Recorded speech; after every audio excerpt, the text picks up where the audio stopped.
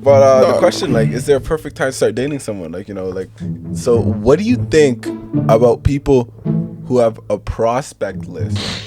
DBros Discussions, season 2, episode, like, I'm not even sure what episode it is, but it's been a while. yeah, it's been a minute It's since been a we while. did a podcast. Probably since, like, December, like, the start of this year, or, like, early January, maybe. That was when we did the last podcast, and we're mid-March now, so it's been a while. We got some questions. It's been a year. It's been a year since we. It's the podcast anniversary year. We started this podcast literally 1 year ago, like the 1st of March. I'm pretty sure we started on the 1st of March. I mean, how would you describe the podcast as a whole? We've come a long way. We've come a long way. If you check out the first episode of DBros Discussions, I'd say it was good, but I might be biased because I really liked it. But we've come a long way in terms of audio, studio, and just content quality, all of that. Editing, even that, all that. So, I mean, here we are, finally doing another podcast. And, if you haven't seen the other podcasts, go check them out. We have some fan favorites being like podcast season 1 episode, I think it was 8 or 9. That was a fan favorite. We got podcast season 2. This one was more recently. It was if your friend is a cheater. Hypothetically, if your friend is a cheater, does that make you a red flag? That was also a really controversial question. We got some different opinions on that one, so check that one out too. Had some good stuff to say. But yeah, we could just hop straight into this one just now. So the first question of the day is, and my friend was asking me this too before he went back to school. He's saying, is there a perfect time to start dating someone? So he's saying, like, an example of, like, if you're established and, like, you got everything together, or is it like when you're still on the come up and you're kind of like still at the bottom? Yeah, I think I honestly just thought about it for a second. When you're somewhere in the middle is probably the perfect time because you don't want to be at the top and then people like want you for your money. Yeah, or exactly. Fame or something like that. You also don't want to be at the bottom because it's going to be hard to have a healthy relationship when you're at the bottom. When you got no money. You can't even like. Money. You're stressed. You're depressed. All of that. And so somewhere in the middle. Yeah, that could. And I heard a lot of people say, like, when you're in a relationship, it takes away from the stress and like whatnot. Because, like, I don't know, you guys work together and stuff. I mean, I'm not in a relationship, so I can only say what I heard. Yeah, I'd say for sure, as someone who's in a relationship, I guess I can't really talk for someone who's not in a relationship. But I feel like, my life isn't too stressful, Yeah, but like, do you think that being in a relationship, it kind of takes away from the stress or like adds to the stress? Because like, from my perspective at least, it just seems like another entity that you got to take care of in your life. You gotta like nurture. You gotta text your girl like every 2 hours, otherwise she'll be like, what's up? You gotta call every night. You gotta see her sometimes. Obviously, these are stuff that you want to do, but I mean, for me personally, I wouldn't want to be obligated, and that's what it is. That's what it feels like to me, an obligation to like text someone like 2 hours. I just genuinely don't like texting like that. Yeah, honestly, it's funny you bring that up because those definitely are like could be like more work than like someone who's not in a relationship. But if you really think about it, when you're not in a relationship, you just have different stresses and stuff like that. So it's not so much that like you get more stress when you're in a relationship. It's just different kinds of stress, like texting, making sure to keep up with them. You gotta keep up with all your like your later questions, your prospects. You gotta keep up with them. Yeah, that's one of them. That's what I'm saying. If you're not in a relationship, like maybe if you're trying to get in one, you gotta be working even harder sometimes. You know what I mean? I mean, I guess, but at the same time, like, I don't feel like you should feel obligated. Like if you're not in a relationship, nothing's established. You wouldn't feel obligated to text someone like every 2 hours, give them a call or something like that. But the question, like, is there a perfect time to start dating someone? Like, yeah, I would say somewhere like before you got your stuff together, but also like when you're comfortable with yourself first. Mm-hmm. Yeah, I think you really gotta work on yourself before you actually get into something like a relationship, because those take like a lot of effort. Like people say, like, it doesn't take that much effort when you're with the right person. What do you think of that, first of all? I think it's always effort, Yeah, like, I feel like you still have to, like, it's still a lot of effort to make something like a relationship work. So if anyone tells you it doesn't take a lot of effort, they're lying to you, because I mean, it might not feel like it takes a lot of effort, but at some points, you know, you're gonna have your highs and your lows, you know. So Yeah, it's like anything else, you know, like maintenance, you know. Like if you got a car, I'm not comparing like anyone to a car and anything. I'm just saying, no, I'm comparing the relationship to a car. You know what I mean? Because if you got a car or something, it doesn't matter how nice the car is. You still gotta do maintenance on it. You still gotta make sure you get your oil changes, get your filter changed. You know, get your windshield wipers changed. Your cabin filter changed. Yes, yes, yes. Tap me out. Tap me out. Yeah. So that's my take. Yeah. So, is there a perfect time to start dating someone? In my opinion, no, not really. There's no perfect time. And like people say, like, you know, I'm like, I feel like I'd be more on the side, like, yeah, when I'm ready. But it's more like you don't want to go looking for a relationship. It's more like if you find the right person, you'll know and it'll come to you. I'm gonna just jump into this next one. We talked about it a little bit. We talked about it a little bit in the early one. But what do you think? Because one of my coworkers was talking about this and like he was getting grilled by other coworkers, right? So what do you think about people who have a prospect list for girls and guys? For like potential relationships? Yeah. Do you think that's an okay thing to do? Well, no. No. No. I don't think it's an okay thing to do because you're kind of playing with people's feelings, you know what I mean? Okay. What do you think? I want to know what other people said. No, yeah, that's the more common answer. Yeah, I felt like it would be. Yeah. You know, it's political. I agree, though. I honestly agree. Yeah, okay. I don't...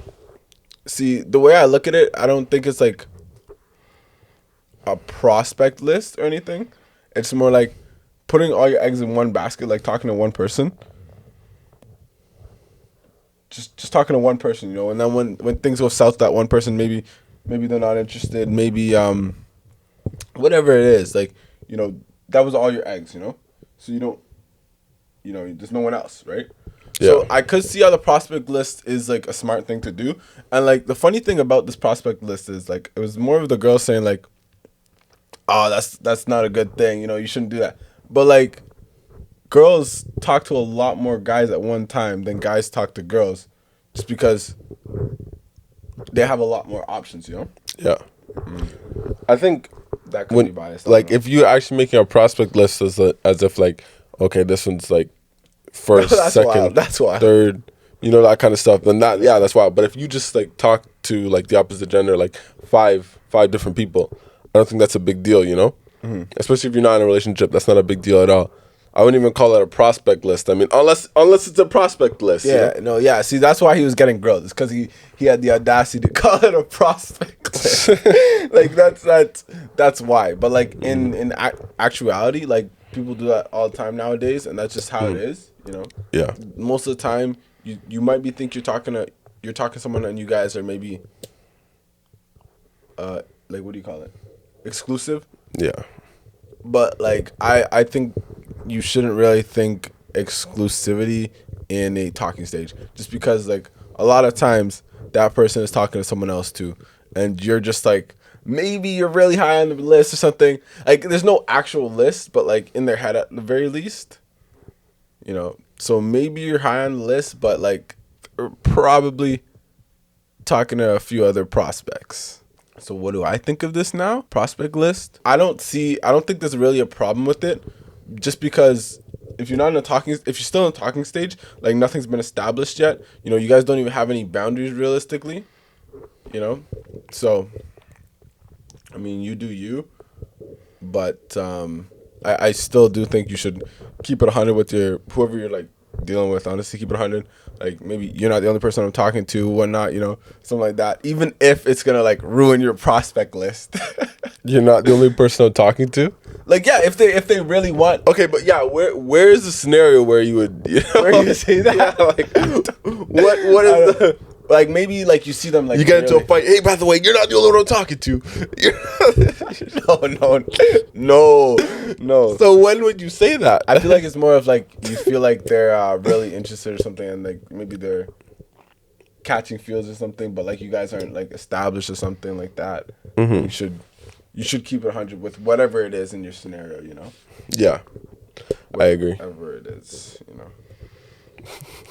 But yeah, a prospect list, kind of wild. Like if you actually maybe write it out, like, you know, this one's number 1, this one's number 2, number 4, 5. You know, You got a whole whiteboard, you know. yeah, that's kind of wild. But like talking to a couple people at once, you know, just because you're not in a relationship, like you're single, you know, you do you.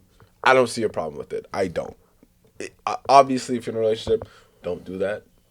But if you're single, you know, do you, man, do you. So yeah, that's my take on it. Third question of the day is: Would you or would you not block someone if your significant other told you to? I wouldn't block someone just because my significant other told me to, you know? Okay. But you have to look at it like this. Like, is it worth like the problem, you know what I mean? Like, if it's not worth the problem, then yeah, well, we just block them, you know what I mean? But if it is worth the problem, or like if there's no reason to like block them, or like basically like more like you just gotta weigh the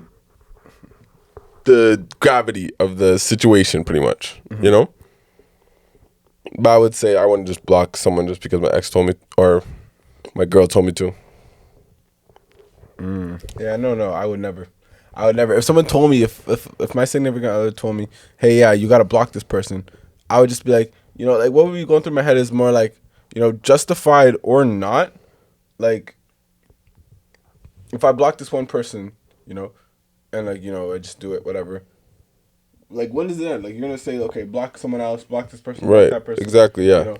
And like for whatever reasons they might be, you know, small. Like, of course, like, you know, like they'll be small to me and like big to her. Yeah. But like, when does it end? Like, when do these small reasons end?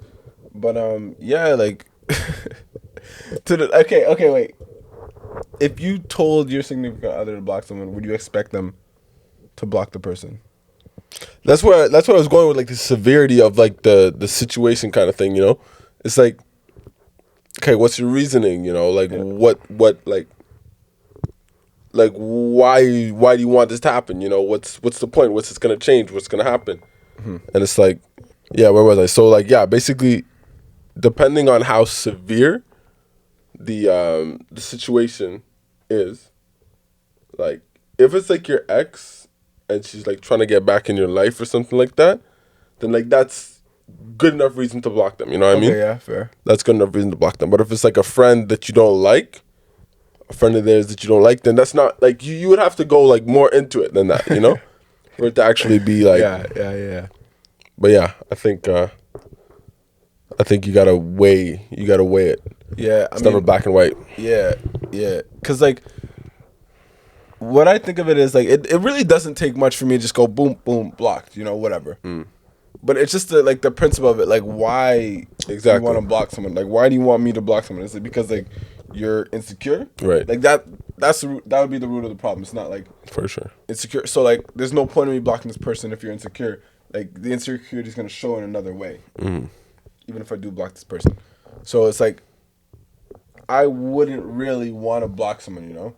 I would want to find out like the actual problem and like fix that. Right. You know? If the problem really does truly lie in blocking someone, then yeah.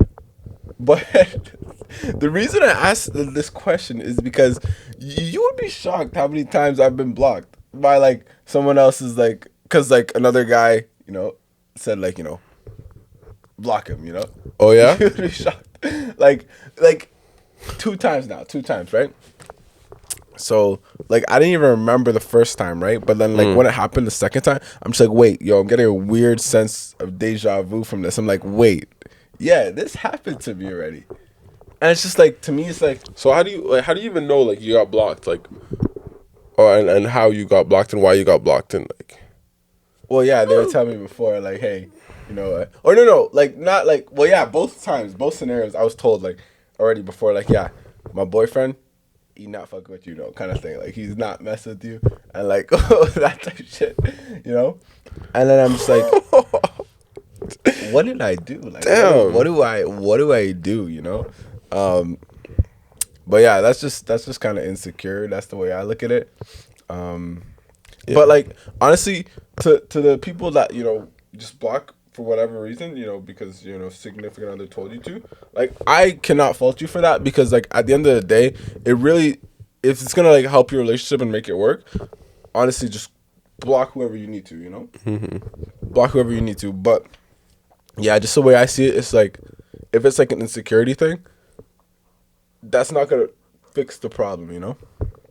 Yeah. So, are girl best friends or guy best friends just future investments?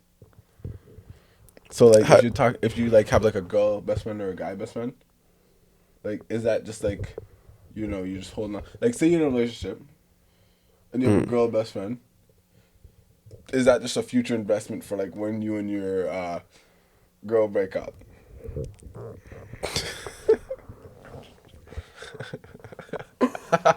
I don't even like. Well, like, and I don't think it's more intentional. It's more just because this girl best friend or guy best friend, you're already close to them. Yeah. Is that what it is? Is it truly just a future investment? The girl or guy best friend? No, I wouldn't say that at all. Yeah, no, I wouldn't say that. I wouldn't say that at all either. No, I feel like it's more like, at least in my case, it's never an investment. If I was actually trying to pursue something in terms of a relationship, I would have already done so. Oh, and this is like assuming I'm single, which I am. So if I was trying to pursue something in a relationship, I would have done so already. And if it's just friends, then it's probably just gonna be strictly platonic friends for the rest of the time we know each other. So yeah, there's that. It's not really a future investment in my case. Yeah, no, I don't see why. I guess like he has a point. Like if it goes like it does go like that sometimes. Yeah, I could see it definitely does go like that, but yeah, I wouldn't say it is a future investment. Yeah. I would say it's just like a strictly future investment. Or I mean, I'm saying it from the guy side. Like if I had a girl best friend, there would be like no future investment whatsoever. It's just friends.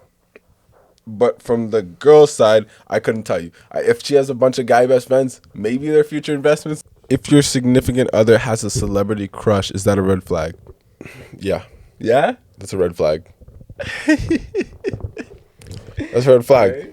Talk to me. It's not necessarily a red flag, but if like that celebrity crush looks nothing like you, right? Okay.